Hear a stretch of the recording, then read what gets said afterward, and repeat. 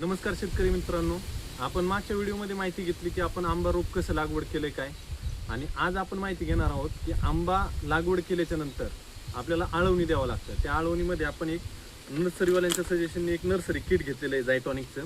ते 5 kilo powder आहे. या 5 किलो पावडरमध्ये आपण 500 लिटर पाणी तयार करणार आहे. तर 500 लिटर पाणी तयार करताना आपल्याला असे 2 किंवा 3 बॅरल लागणार आहेत. आपल्याला 200 लिटरचे आपण हे 2 बॅरल घेतलेले आहेत. पहिलं आपण ह्याच्यात 400 लिटर पाणी तयार करून घेतले.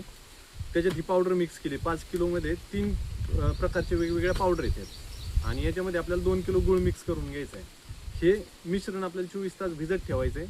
त्याच्यानंतर प्रति रोप आपल्याला 1 लिटर प्रति झाडाप्रमाणे द्यायचे. याचा आपल्याला झाडाला रिझल्ट कसा भेटतोय ते आपण पुढच्या व्हिडिओमध्ये पाहू. या ठिकाणी आपण आंबा लागवड करून घेतल्याच्या नंतर इथं ड्रीप हातरून घेतलेलं होतं. ड्रीप हातरल्याच्या नंतर त्याला 24 तास आपण साधारण 24 तासात 2 ते 3 तास पाणी सोडलेलं. झाडाचं मूळ चांगलं ओलं केलं. त्याच्यानंतर आपण जे झायटॉनिकचं व्हिडिओमध्ये पाहिलेलं किट आहे ते पाण्यामध्ये कालवून त्याचं आपल्याला प्रति रोप 1 लिटर पाणी द्यायचं होतं. तर ते पाणी आपण आता या बागेला देऊन घेतलेलं आहे. याच्यानंतर आपल्याला झाडाची लागवड केल्यापासून 15 दिवसानंतर आपल्याला या रोपांची छाटणी करायची.